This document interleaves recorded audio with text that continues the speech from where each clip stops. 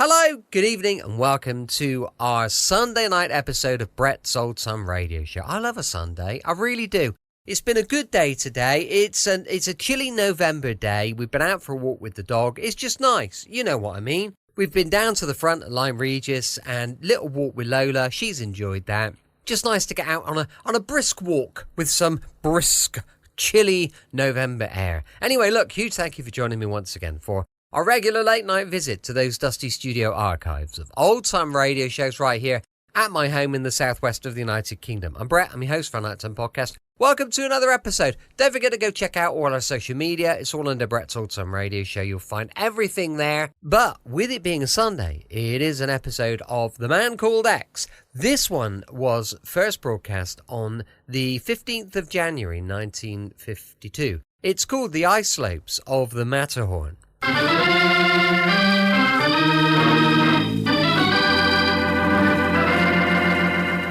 Listen to Herbert Marshall as the Man Called X. Wherever there is mystery, adventure, intrigue, in all the strange and dangerous places of the world, there you will find the Man Called X.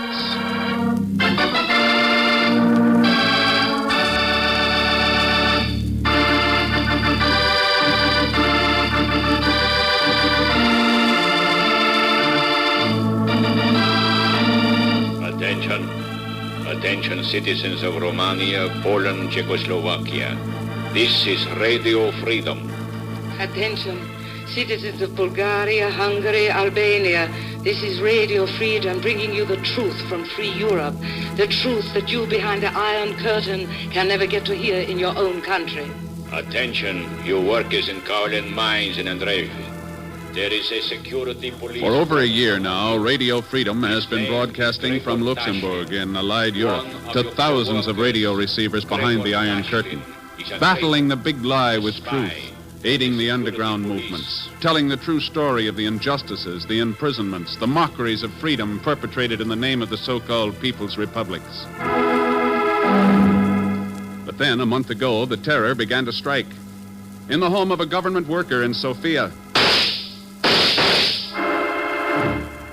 at a meeting of underground leaders in Budapest, a party of refugees attempts to cross the Albanian-Greek frontier.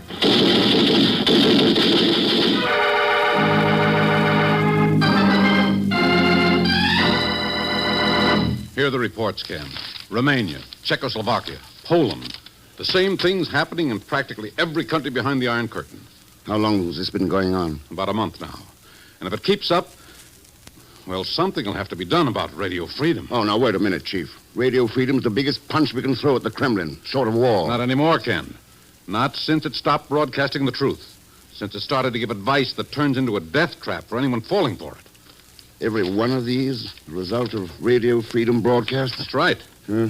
These people believed they were hearing the truth, took the advice that was given to them, and ran right into the waiting arms of the security police. A few more weeks of this sort of thing, and we'll never get those people to believe what we say again.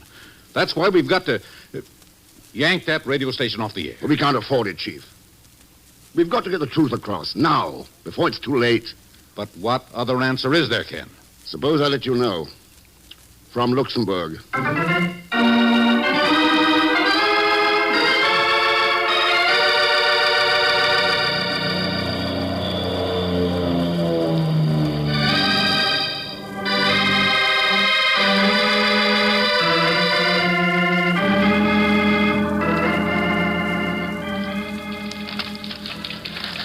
These letters of introduction seem to be quite in order, Mr. Thurston. But I am not quite certain as to the reason for your visit here to Radio Freedom. I'd like some information, Miss Stepanek. You mean concerning our operations here? That's right. Well, as you probably know, we are a group of refugees from Iron Curtain nations, interested only in helping those of our countrymen who are under Soviet rule. We are financed primarily by donations from the American people, and we broadcast the truth as we know it. How much truth have we been broadcasting during the past month, Miss Stepanek? It is rather noisy in here. Perhaps we can talk more easily in my private office. Sure.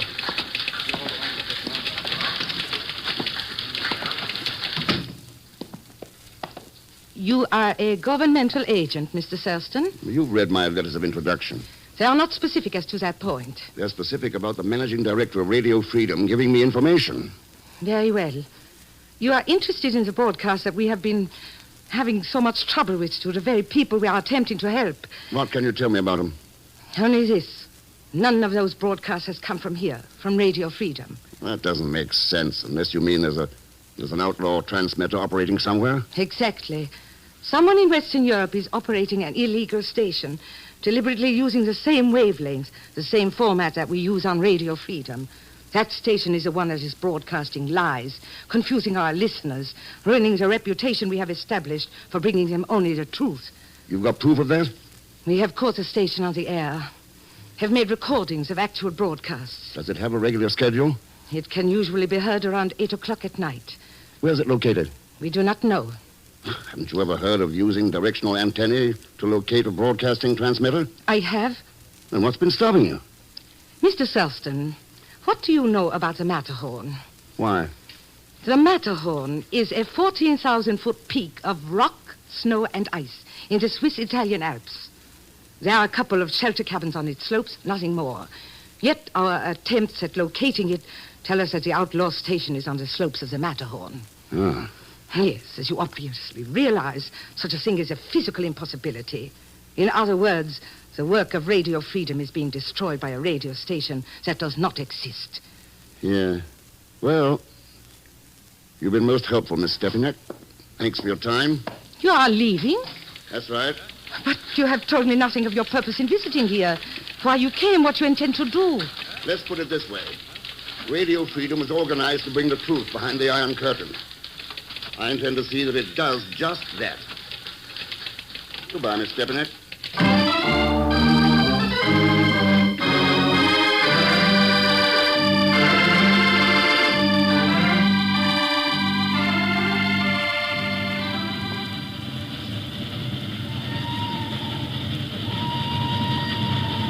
A wonderful country up here, isn't it, Mr. Thurston? I don't think I've ever seen anything approaching the majesty, the regal beauty of the Matterhorn. Have you been up here before, Professor Hartley? No. This will be my first visit to Zermatt. But my business has taken me to many other mountains around the globe. And just what is your business, Professor Hartley? It sounds rather adventurous and romantic. I'm afraid not, Mr. Reader. I'm a weatherman, a meteorologist. Visiting Zermatt on business or pleasure? Oh, a little of both. The Italian government is establishing a weather station on the Matterhorn. They've asked me to check it over for them, make sure they've got it operating correctly. An Italian weather station? But you are visiting the wrong side of the mountain. That's where the pleasure comes in. I thought I'd do a little skiing and climbing before going to work. Is that your intention also, Mr. Thurston? Something like that, Professor, yes. What about you, Mr. Reader? You up here for a bit of climbing, too? You speak of the Matterhorn rather lightly, gentlemen. It is not a very wise attitude with which to approach one of the most dangerous mountain peaks in the Alps. Well, that's hardly my understanding. Thousands of tourists have climbed it. And many have died trying. The cemetery at Zermatt will attest to that. Well, you make the mountain sound rather grim, Mr. Reader. Well, perhaps that was my intention, Professor. As a warning? If you wish. Why? You are not professional climbers. At this season of the year, an amateur attempting the Matterhorn is facing almost certain death. I take it you are a professional then, Mr. Reader. I have made it a philosophy of life, Mr. Thurston, to be a professional at whatever I may attempt to do. Well, we have reached Zermatt, gentlemen. I trust your stay here will be a pleasant one. I'm certain it will be if you take my advice regarding the Matterhorn. Auf Wiedersehen. Watch your bag over here. Well, strange man, Mr. Reader. I wonder why he tried to confuse us. What do you mean, Hartley? Why make us believe he was a professional mountain climber when his business is connected with radio? Radio? What makes you think that? I noticed his baggage being placed aboard the train. He's brought a very complete shortwave radio outfit along with him.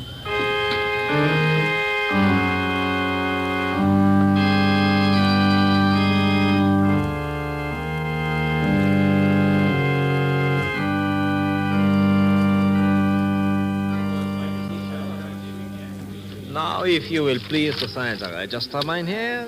Sure. There you are. Yeah. Thank you. Welcome to the Gabelhorn Hotel, mein Herr, sir. Oh, thanks. Herr Eckhart? You called me Eckhart? Well, that's your name, isn't it? What is it gives you that idea? We've met before.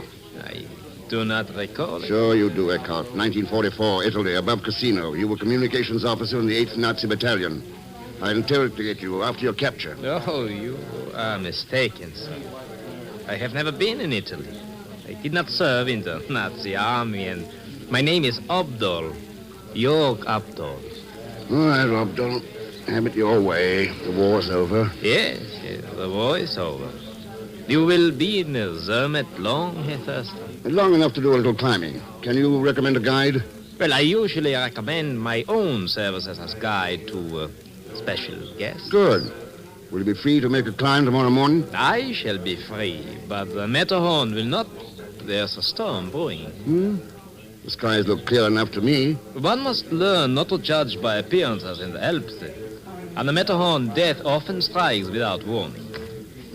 The key to your room, Thurston? I shall have your luggage brought in. Yeah. Thanks, Abdul.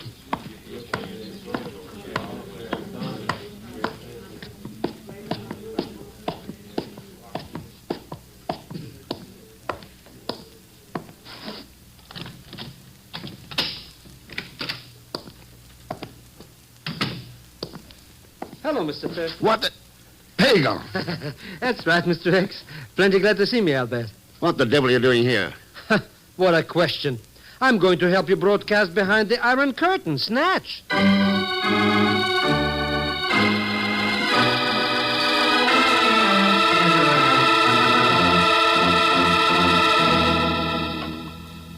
But it's just like I told you, Mr. X. There I was in Milan. That's in Italy, you understand. No. Oh, sure. And I was a little financially embarrassed for funds. Yes, so you called me at the bureau. That's right. Only you weren't there. No, but Miss Brooks was. Pegon, sir, help But me. Mr. X, can I help it if she goes for me and tells me things? Anyway, here I am and here you are, and... Hey, what's the thing you got hooked up there? Anyway, eh? A portable shortwave receiver with a directional antenna. It is? But why are... Hey, that's right. What's right? It's Tuesday night, around 10:30 New York time. Tune it in, Mr. X. Tune what in? Oh, that program I always listen to on NBC. Boy, what a screw-loose character they got on it. You ought to hear his accent. Yeah. Right now I'm interested in catching a broadcast from the Matterhorn. The Matterhorn? There is no radio station up there in that hunk of cold and ice. Denise Stepanich Attention. says different. Attention, citizens of Romania, Poland, Czechoslovakia. This is Radio Freedom. Quiet. Here it is now. Attention, citizens of Bulgaria, Hungary, Albania. This is Radio Freedom bringing you the truth from free Europe. The truth that you behind the Iron Curtain can never get to hear in your own country. But that's not coming from the Matterhorn, Mr. X. That's that cornball station that broadcast from Luxembourg. I know the dame's voice. So do I, Pegon. Attention, She's Denise all Stepanich. Czechoslovakians. But that broadcast in isn't coming from 9-4. Luxembourg. It's not. How do you know? Listen, while I change direction of the antenna. On Route 5. Take alternate Route 2. So it gets louder. So what? Make your So the escape directional on antenna is alternate pointing Route toward the 2. Matterhorn. Attention, That's where the citizens broadcast is of coming 12 in from. East Berlin. Oh, but how could that Anton Stefina Gregor Cookie is be not up an there in those anti-communist. mountains at night He like is a this? Soviet And spy. where could there Do be not a listen radio to station up there Anton anyway? Your true We're going to friend find is out Hans tomorrow. Weber. Your true We'll friend take this is set up the Hans mountain with us. Weber. The directional antenna will lead us right to the transmitter. And then what? Then we destroy it. But that don't make no sense, Mr. X. Did you hear what it was broadcasting before this music? I heard it. And I'll give 8 to 5 that if those people in Berlin and Czechoslovakia follow that advice, they'll wind up dead. What? That's why we're going to destroy that transmitter. Make sure that nothing but the truth gets behind the Iron Curtain from Radio Freedom. Watch it! They came from out there on the terrace. Come on. But it's darker there, Mr. X. Come on! Okay, okay.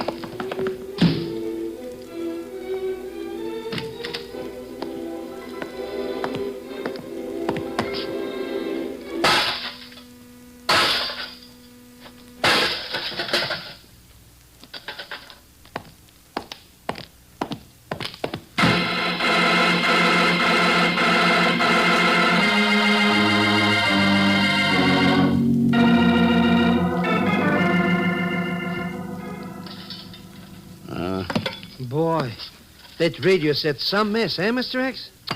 Who did it anyway? Whoever had those shots fired to get us out of this room. So how can you find that phony radio station without this direction stuff to help you? It's going to be tough.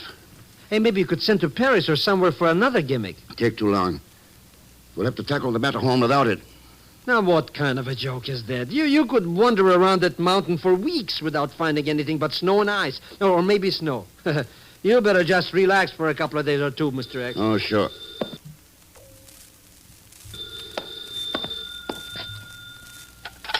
Hello? That you, Ken? Chief, what's up? Plenty. We just got a report from Radio Freedom. Somebody's gone through their files. There's some top secret information missing. What's Denise Stepanek got to say about it? She isn't there. Nobody's seen her for 24 hours. Huh? But that's not important right now, Ken. What is? That missing information. It's dynamite. Used the wrong way, it means the end of underground movements in at least 3 Iron Curtain countries. Then you can bet it'll be used the wrong way. Broadcast with that fake Radio Freedom transmitter? Sure. It's 100 to 1 they'll have it on the air tomorrow night. So what are you going to do about it? You know, Chief, that's a very interesting question.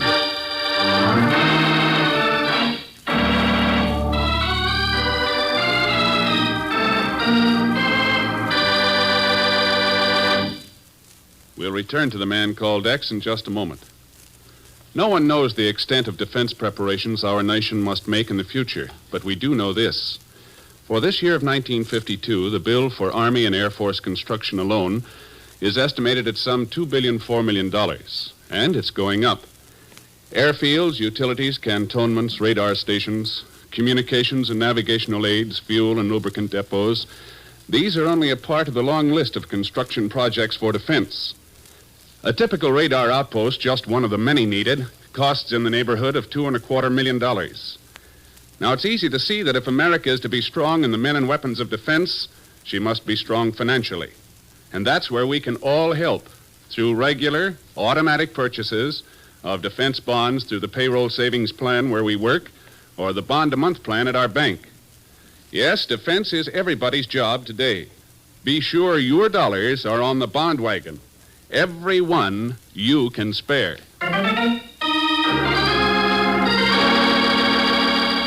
Now, Act 2 of The Man Called X, starring Herbert Marshall, with Leon Belasco as Pegon Zellschmidt.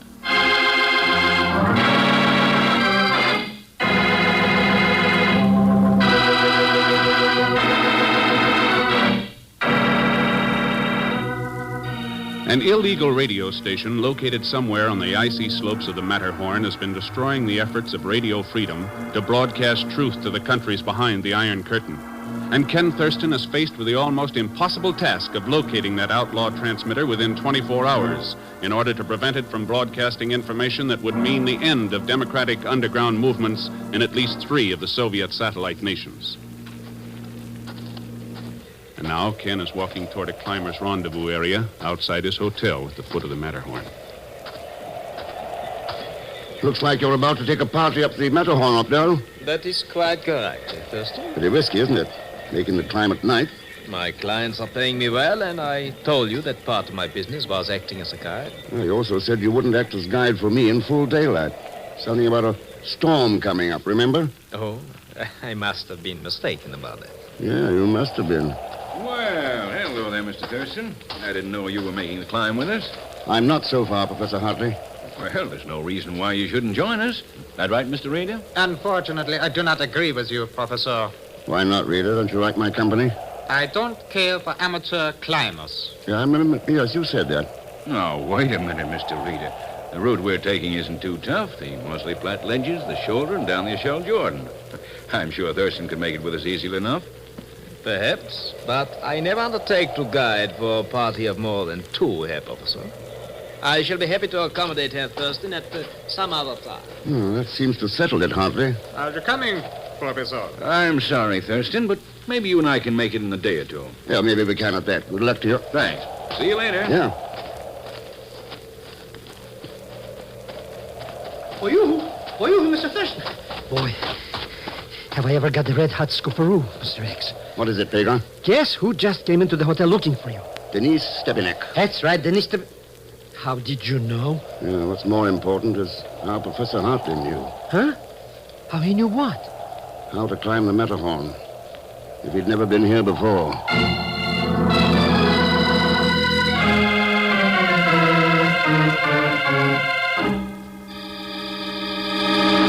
But it is as I said, Mr. Thurston. I came to warn you about the information missing from Radio Freedom's files. Then why didn't you tell me 5 hours ago? 5 hours ago? Yeah, when the last train arrived at Zermatt. What have you been doing since? That's a cinch, Mr. Thurston. She was broadcasting from that radio station somewhere up in the mountains. We heard her. That is impossible. I made no broadcast tonight. Then what were you doing for those 5 hours? I was trying to make up my mind as to whether or not I could trust you. Uh-huh. What made you decide in my favor? I realized I had no other choice. That illegal transmitter must be stopped from broadcasting tomorrow night. There is no one else to whom I can turn for help. What a pack of lies, Mr. Thurston? Could be, Pegon, but we'll soon find out. What do you mean, Mr. Thurston?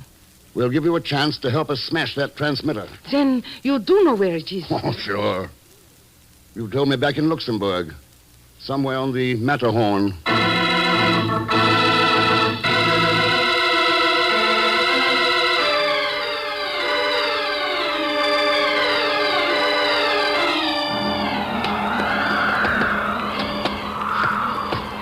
I don't get it, Mr. Thurston. How can we find any radio station on this mountain? There's not a thing up here, not even page board. Cheer up, Pegon. I think we've got some pretty good guides. Are you referring to that party climbing ahead of us, Mr. Thurston? That's right, Denise.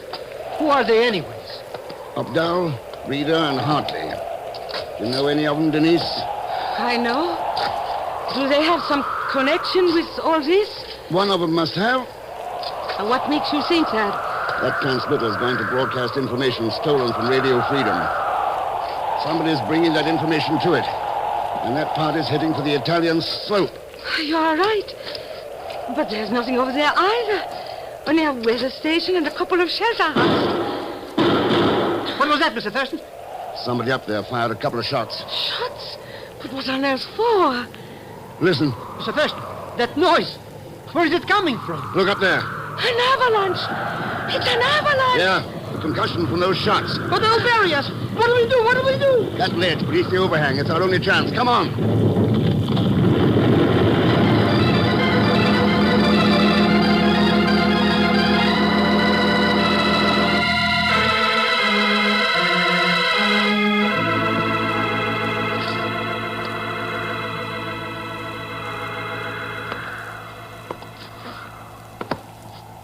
Three people buried alive out there, and you tell me there's nothing we can do to help them. But there's nothing, Professor Hartley. Even if they survived the avalanche, that storm would prevent us from doing anything. We got to the shelter cabin through that storm, didn't we? We were merely fortunate, Hartley. Why tempt fate? You're a fine one to talk, Reeder. You realize that if you had... Updal, the door. Yeah. Thurston. Here. Give me a hand with her. What? That woman first. She's all right. Just shock and exposure. Close the door, Pegon. To bed, Mr. Thurston. Here, just put her down on this couch, Thurston. Yeah. There. That's better. And you did make it. After that avalanche, I wouldn't have given a plugged nickel for your chances. Well, the main body of it went past us. And the overhang of a ledge saved us from the rest. You're most fortunate, Thurston. It's not often the Matterhorn spares a victim it has marked for sacrifice. You know better than to blame this one on the mountain, Reeder. The Matterhorn didn't fire those shots. Are you accusing me of having deliberately started that avalanche? You got a better explanation? The true one. We could see the storm approaching from the Italian slope, while you could not. I fired those shots to attract your attention to the shelter cabin. I had no idea the concussion might start an avalanche. Coming from a supposed expert on mountain climbing, that's a little hard to believe, Reeder. But we'll skip it for now. How long do you think this storm will last, Updal? Perhaps 12 hours, perhaps 24. 24, Mr. Thurston. Looks like we're going to be a little late.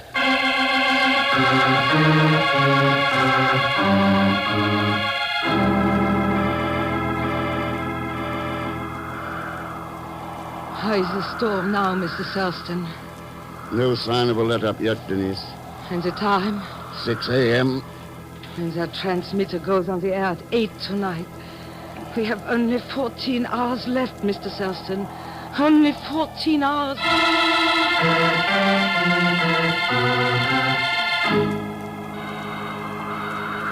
Boy, listen to that thing outside. Isn't it ever going to stop? Doesn't look like it. Well, storm or no storm, I'm hungry. Must be time to eat lunch, eh, Mr. Thurston? Just about, Pegon. Just about.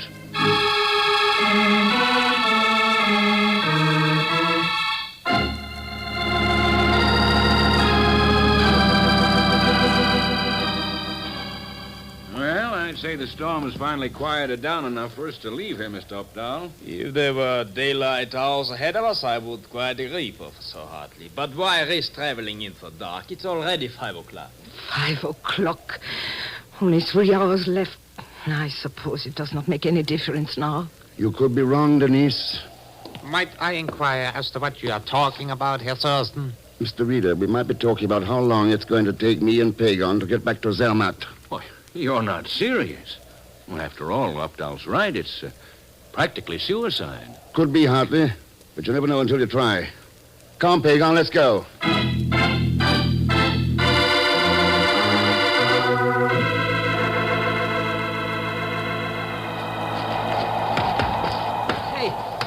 What gives anyways, Mr. X? We've been wandering all over this mountain joint. I don't even see hide of that Zermatt place. That's not surprising. We're on the Italian slope. The Italian slope?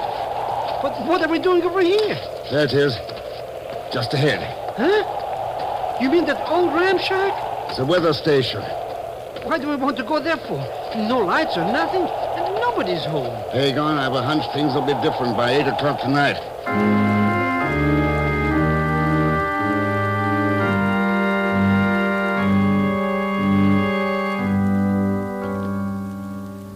How much longer do we got to hide out in this closet, Mr. X? Just a few more minutes now. It's almost 8 o'clock. 8 o'clock. You keep on talking like this was a radio station that was going on the air or something. You know, Pegon, you might be right. Huh? Hey, Mr. X. Yes. Someone came into the next room. But who? Why? Quiet.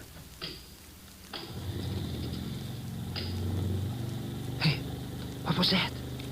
The generator's warming up. Generator? There's a shortwave transmitter in there, remember? Oh, that's right. But why does anybody want to... Attention, citizens of Romania, Czechoslovakia, Poland. This is Radio Freedom. Mr. X, it's that Denise Cookie out there. Quiet. Attention, citizens of Bulgaria, Albania, Hungary. This is Radio Freedom bringing you the truth from free Europe, bringing you the true story of what is actually happening behind the Iron Curtain. And tonight we ask you to listen more carefully than ever before. In just a moment, we are going to broadcast the most important message we have ever given you. Hundreds of people have lives may depend upon it, so please listen most carefully. All right, Pegon, that's our cue. Never mind the rest of that message. You can stop right there. Thurston. That's right. Sorry to interrupt your little broadcast, but you're all through. But that is Professor Hartley. Where did that Denise Cookie go? She was never here, Pegon. But we heard her just like we did last night. There was the recording machine. They'd make records from actual Radio Freedom broadcasts and play them back over this transmitter. Made them sound legitimate. Then Hartley and his pals would follow it up with their own version of the news. So, Hartley, looks like your little game is over. Not yet, Thurston. Mr. X! Don't try it, Hartley.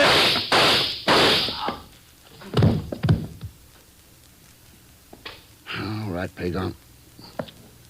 Let's get him down to a doctor. Then we can start back home.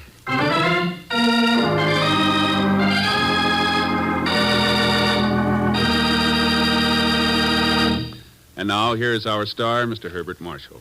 Thanks for being with us. And my thanks to Ida Reese-Marin,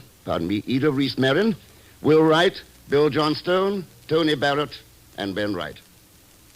Next week in Casablanca, Ken runs into a combination of airfields, spy rings, booby traps, and broken necks that pile up more trouble for him than Leon Belasco, who'll be along, of course, as Pegon Zellschmidt. So join us, won't you, when next I return as the man called X. Good night.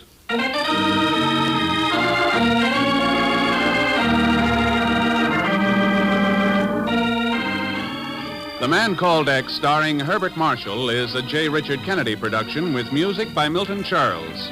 Tonight's story was written by Sidney Marshall. This program is directed by Jack Johnstone. All characters and incidents on this program are fictitious, and any resemblance to actual characters or incidents is purely coincidental. And now, until next week, same time and station, this is Hal Gibney saying good night for The Man Called X.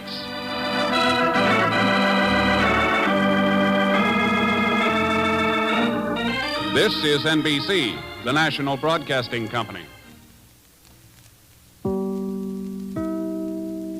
Welcome back. I hope you enjoyed our latest adventure with The Man Called X. And don't forget, we'll be back with Suspense tomorrow, going live at 5 p.m. UK time. Thanks for listening. I'll be with you 7 days a week, each and every week, and I'll see you tomorrow on Brett's Old Time Radio Show. Love you. Bye.